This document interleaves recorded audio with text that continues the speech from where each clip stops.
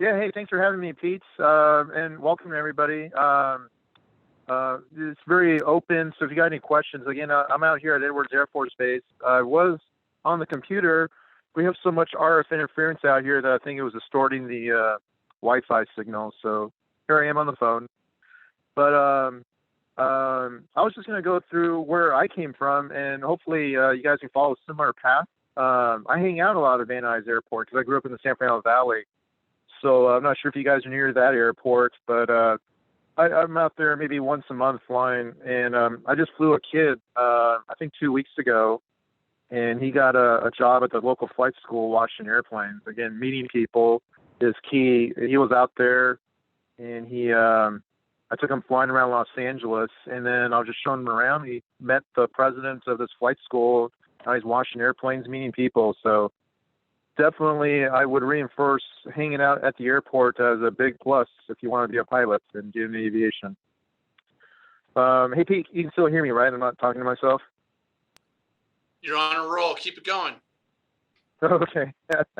All right, let me backtrack. I'm 50 years old right now, guys, but I started this when my parents took me to an air show when I was a kid. I was probably like 12 or 13 years old, and that's where it reinforced where that's what I want to do. And like Pete was saying, I mean, I did everything I could do to possibly get into a cockpit of an airplane. I first started washing airplanes at Whiteman Airport out there in the San Fernando Valley. And then once I got my driver's license, I was able to pump gas, driving around the airport, putting gas in airplanes, again, meeting people. And I did that for many years through high school and barely into college. But that got me one of my first jobs. I was flying KFWB Air 98. A Cessna around Los Angeles doing traffic watch. So the goal, if you guys are researching and being pilots, is hours. So to get that experience, if you go to an airliner, you don't want a kid flying the airliner. You want an experienced aviator up front. So you got to start at the bottom of the ladder. So I did that for 3 years. And I ended up with about 3,000 hours of beep-bopping around Los Angeles. I tried to get a job at the airlines commuters. I think I got hired by 2 commuter airlines, but the pay was very low. And at the same time, I had applied for General Atomics, the people that make the Predator. And I really didn't know what I was getting myself into, but little did I know back then that it would write my paycheck for to this day, actually. I started in 1995 with General Atomics out here in the deserts, flying at the factory, prototypes, and then production airplanes. And that led, this is well before 9/11. As you know, the Predator is being used by the military extensively. I did foreign training for the country of Morocco, the country of Turkey, got to see the world, and then did a little bit of the Middle East stuff, and then 9/11 hit, and boy, I was never home. I was always on the road flying these airplanes around the world as a contractor for the military. I kind of got sick of that. The money was really great, but in 2005, NASA purchased their own MQ-9 Predator, and I just talked to people, and they were super eager. I knew how to spell Predator. Again, it's all in who you know. And I was offered a job, gave my resume to them. And like people say, it's really important to have references and all that because NASA, as you would suspect, they'd call for references. And lo and behold, in 2005, I got hired. And we were off to the races flying the Predator, doing Earth research, Earth science type research, just looking at the atmosphere, looking at fires, looking at ice, looking at water. A lot of sensors that NASA puts on these airplanes. Of course, they're not carrying weapons like the military is. And then I got cross-trained. We got 5 Global Hawks, which is a pretty large unmanned airplane with the wingspan of a Southwest airliner, a 737. It goes to 60,000 feet, and for many years we flew on the East Coast and on the West Coast looking at hurricanes and tropical depressions, doing science. And again, I'm a pilot by trade, so I'm also flying the King Air, the Beechcraft King Air. I just finished a campaign for JPL flying over Catalina, looking at water currents for 3 weeks. But yeah, here at NASA Armstrong, here at Edwards Air Force Base, we do a lot of science type stuff. So it's been a great roller coaster ride that all started back when I was a teenager watching airplanes at Van Nuys Airport and meeting people. So I encourage you guys in this early stage of your careers to just keep bumping into people, telling you want to be a pilot, telling you want to get in aviation, And boy, you'd be surprised that people like to take kids under their wings and show them the ropes and show them how to get to up the ladder of aviation. That's in a nutshell. I can open it up if everyone's got any questions. If I didn't mention, most of the NASA jobs come out on USA Jobs, I think .com or .gov. So webpage on the internet. It actually has all your government jobs in there, but you can fine tune it to find NASA aviation type stuff. I was telling Pete before the meeting, we go to air shows. This is all pre-COVID, but I love taking the airplane out and going to air shows and meeting people and telling them my story.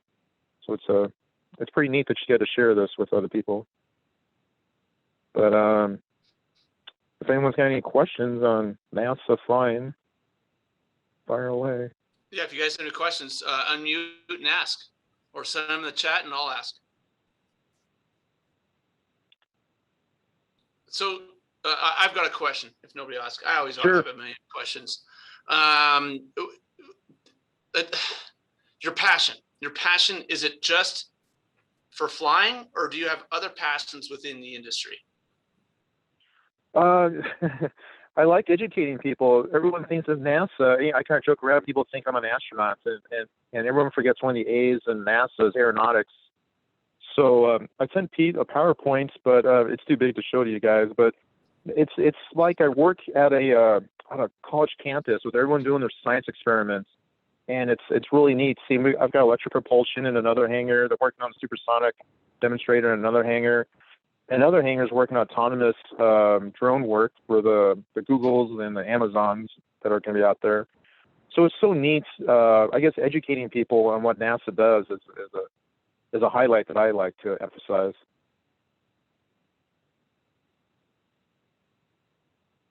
All right. And do you guys have air shows lined up for the fall or the summer?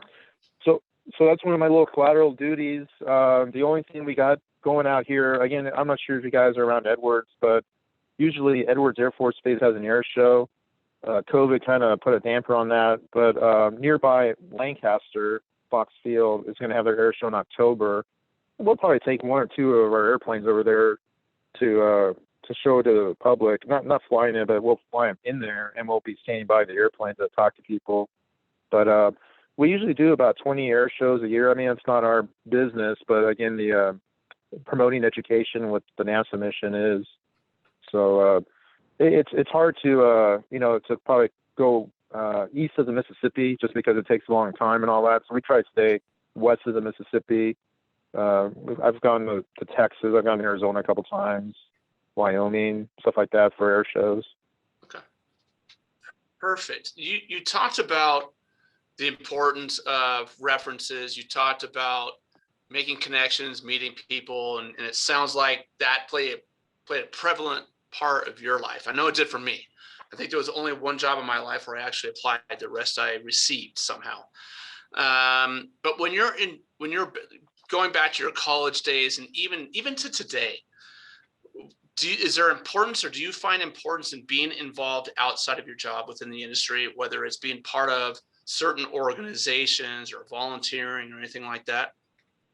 Oh, absolutely. Yeah. To show your enthusiasm, if I continue my resume, you would see that I've got under my affiliations like AOPA, EAA, and all these aviation organizations that show, man, this guy goes above and beyond outside of, his daily life to stay active in all these organizations.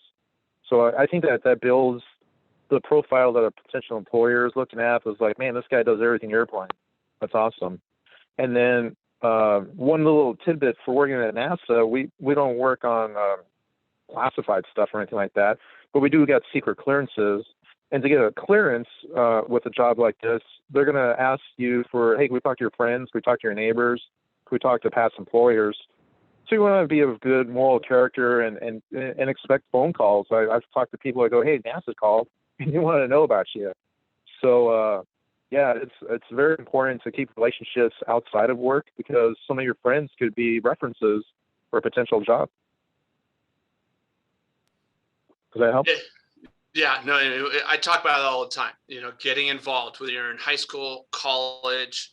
I was on a call earlier, and the person who wants a job at Van Nuys Airport wasn't involved with the EAA or anything going on that campus. And I said, you need to Right. go and get involved. And I encouraged them to join the users group. Like, just join, get involved. Don't just join, but get involved. But if you are part of the mix and you're part of the conversation and making things happen on that airport grounds, and you want to Right. work there, you will get picked up somehow, somewhere, even Yeah. if it's cleaning an aircraft. Yeah, it's all in who you know. Again, I just gave that example of that teenage kid that took flying a couple of weeks ago, and now he's met, I think, a helicopter operator and a flight school president. And I haven't talked to him in like 2 weeks. I've just been so busy with other stuff. But I bet if he's out there maybe once or twice a week talking, meeting people, then they're going to realize that, hey, this kid's got some fire with him, and he's very motivated, and the opportunities will keep coming to him, I believe. Oh, for sure. Hey, Yeah. we're just about to start summer.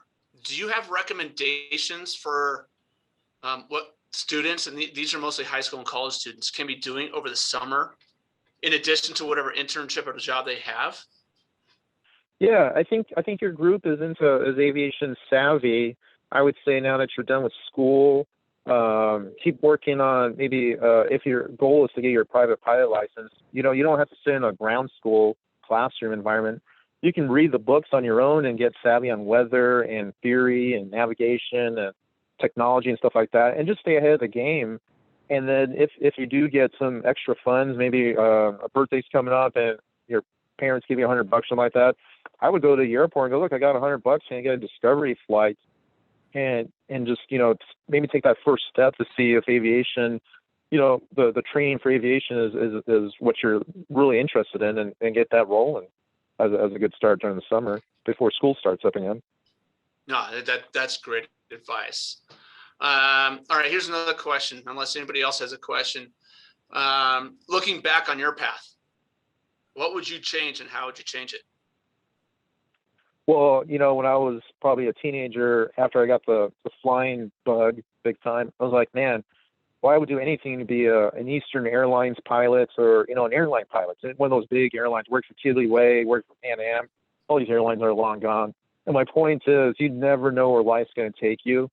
I took an avenue of aviation that was very, it wasn't mature yet, the unmanned aviation, the drone world. And boy, being at its infant stage and riding it to where I'm at now, my goodness, if I had said, no, I want to go airlines and that's it, by gosh, by golly, that's all I'm going to do, airline, I would never have tasted unmanned aviation, and would have not taken me around the world to all the Middle East parts I went to, flying these airplanes, and then NASA coming, almost begging me to come work for them. So I guess to answer your question is, I wouldn't change anything, but I would keep your mind open to just any possibility. There's so much out there in aviation. Great point. All right, you mentioned that you can go to USA Jobs or US Jobs. Do you know of any jobs is NASA hiring? So yeah, it's funny. A kid just asked me that at noon today. Sent me an email from out of the blue. I think he was on the East Coast, and let me find the email. But I told him we just had a job opening in January. And the reason why there's been so many job openings is because when people come to work for NASA, guess what? They love it here, and they start a career. And the turnover rate is kind of not really low. People do 20, 30 years at NASA. So we just had, we stopped flying at, I think, age 65. And so it's hard for these old timers to get out of NASA and then open it up for younger people to get in. And just because of it being NASA and all that, they want some experience. They don't want people that barely know how to fly. And they want, most of our pool, like I said, I'm the oddball that came here. Most of our people are military colonels with, 10,000 plus hours flying. But I would say just keep looking in there. I mean, there's entry positions. You can be a junior engineer, and then eventually when a flying position opens up, you can go in there. We've got onboard flight engineers that fly on the missions, that work the payloads, and that could lead into a pilot position once you meet everybody and stuff like that. So Yeah, there's so much opportunity on that USA Jobs webpage. I think it's .gov, but you can just Google USA Jobs and it'll take you there. Perfect. I do have a question if you have a minute. Sure. Okay. I do. My name is Paige. I will be a sophomore at Purdue. And I was just wondering, on some of those websites I've been looking at, and some of the positions, they require time and type before you can even get into the position. So I'm just wondering how you get past that if you don't have the entry opportunity, you know what I mean? Yeah, that's a great question. I mean, so when I was starting way back when I was thought that I worked for the airlines, it's like, well, hey, you need to have 10,000 hours in the 747. It was like, how am I going to get that? So yeah, SNAFTA does look for extreme experience, I would say, but I wouldn't say that's a showstopper. You might have other skills that the experienced pilot doesn't have. So I would still apply. They just, for this position they had in January, they had 21 people apply. And so having that big of a group, you can pick and choose. Is like, well, you know, this person has this person doesn't have that, stuff like that. So you never know. I would still apply, even though you don't meet all the minimums and all the experience levels. But yeah, definitely, it doesn't hurt to try. Okay, thank you. Does that answer your question? Sure. Yes. That's a great Good question. Any other questions? No other questions. It's such a great industry, guys. I was telling these people that I fly, these kids I fly, I mean, aviation is still exploding. Before the pandemic, I was doing side flying because there's not enough pilots out there. And guess what? There's not enough technicians. There's not enough mechanics out there in aviation. So you can write whatever you want to do in aviation. You can make it happen. Any field is wide open. And once you get trained up, you probably command your own salary. I mean, because there's just not enough people in the industry. That's a great point. Hey, Hernan, I see you posting on Facebook a bunch where you're landing at different airports. Oh, and man. You mentioned Van Nuys. Yeah, you've mentioned Van Nuys, but there are a ton of Van Nuys airports out there. And there is. You know, you mentioned how it's important to go meet people. For anybody who might be hesitant to go to one of those airports, would you recommend that they just kind of pop in and say hello or make themselves known, or just kind of like not loiter, but loiter professionally? Yeah, I would. It's very conscious because of TSA security concerns and all that. Don't pester them, especially Van Nuys, because there's just so many people there. But these little hometown airports, that's what I call them, the small, not Van Nuys, you know, just the small 4,000-foot runway with, you know, 50 airplanes there. There's bound to be a flight school or two, or even a corporation that lives there, and just go. Hey, I'm Joe Smo from the local school. I'm so interested in aviation, and like I keep telling you guys, I think a lot of us aviators would just enjoy getting a kid under their wings and showing them the ropes and how to go up the ladder. Because I think a lot of people realize the next generation is where it's at. We're running out of. I think that the pandemic did scare away a lot of people. Not many people lining up to be pilots these days or getting aviation. They want to get into IT or other careers that are more lucrative. But I think aviation is very lucrative, and there's going to be a big demand. I mean, there is a big demand right now. For sure. All right. Great point. These are all points that we drive home all the time, but it's great to hear it from you. Any other questions, friends, Hernan? All right. Hernan, do you have any questions of us? No, this is an awesome venue. I appreciate the invite. Sorry I couldn't pull off the video successfully. And I was telling Pete before, I've got like 45 pilots out here with all vast different ways of getting to where they ended up. So look for more guest speakers. I'll send them Pete's way, and different people can tell how I know we got a lot of Air Force Academy people here that went that way. We got people that went through ROTC. So again, it's a very military background that we got out here, but there's many ways to skin the cat, and I came in a different way, and it works. That's incredible, because we're always looking for great leaders like you who can, impart a little insight, knowledge, industry awareness, and then your journey. Everybody has a different story, and there's no direct line between your start to the finish. You go through a series of No. hoops and angles and hills and valleys, and that's the beauty of it. But it's also tough to navigate when you're looking Right. when you're in high school or college. You're looking forward. You don't anticipate all those, and so hearing from leaders like you helps them understand that it may not be a direct line, or if you have a degree in aviation sciences, that you may not actually end up in that aviation science role. So No, that's true. Yeah, if I could back up, so like I told you, I pumped gas at the airport. And guess what that paid? Like $7 an hour. So I wasn't making a tremendous amount of money to get to the next level, to get the traffic watch job, to bebop around Los Angeles in a Cessna, looking at traffic accidents for 4 hours a day, 4 in the morning, 4 in the afternoon. I had to get my my instrument rating. Well, I don't know if you guys have looked at all the prices for getting all your pilot ratings, but that one was kind of an expensive one. But before that, I could get my commercial rating, which was only $1,000. So even there, I had to circumnavigate the traditional going up the ladder of aviation, because traditionally, after your private pilot license, you get your instrument rating. Well, that one costs a lot of money. Well, it was about $3,000 or $4,000. But circumnavigating that rating, and then coming back when I had a little bit more money to get that, I didn't skip it in my whole career, but just to get to the next level, there's ways. You just got to think it through. There's always an option. That's a good point. We promote going after scholarships quite a bit. Just if you see a scholarship, apply, just like jobs. And we have a whole scholarship section on our website where students can go visit and check out the scholarships, whether it's for maintenance or getting your ratings or whatever it is. There's a whole list because money's out there. Yeah, and I can't believe people don't take the free money.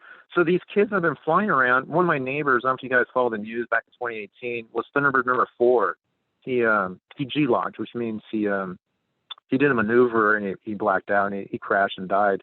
Well, his family set up a scholarship, and it's for kids to get their discovery flights in. And the first year they did it, they're giving away, I think it was like $3,000, and nobody wanted the money. And then last year, word got out, and then we got a couple of applicants. And this year, I'm on my 6th person, high schooler that I've been taking flying. I got one more to do in like 2 weeks. But now word's getting out that there's free money. Go grab it. But my goodness, people was like, I don't know. I don't want this free money. But scholarships, my goodness, nobody applies for scholarships. It's so true. It's sad, but it's so true. And so we're constantly promoting them. So take advantage of that. It's just people putting money out there for these reasons, to get people into aviation. Yeah, that's great. So thank you so much for jumping on a call today. Wish we could see your face, but we're so appreciative of your feedback, your insight. It's amazing. This is why I kind of chased you. I also wanted to catch up because it's been 40 years, but it's great to see you doing so well. You're the pride of St. Charles. But thank you so much. And do alert your 45 coworkers out. We might be knocking on their doors soon. So we'll get more guest speakers to talk. All right, perfect. Well, that's all we have for today. We'll end the show here.